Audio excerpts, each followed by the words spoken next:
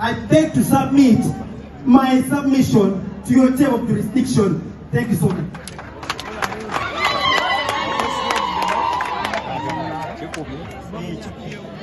Okay. No.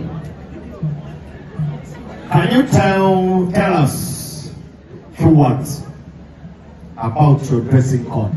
Because I've seen the way how you've dressed, like the other gentleman, that blue. Can you turn and look at him? Yes. So I want you to tell the public your dressing code.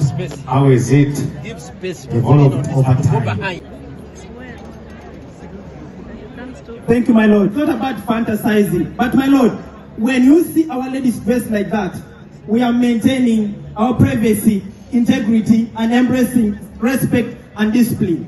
My Lord, that dressing code over there is a symbolic nature of who we are. We were hunters, my Lord. So when we used to go for hunting expeditions, my Lord, I think it would not make sense if we dressed smartly on coats.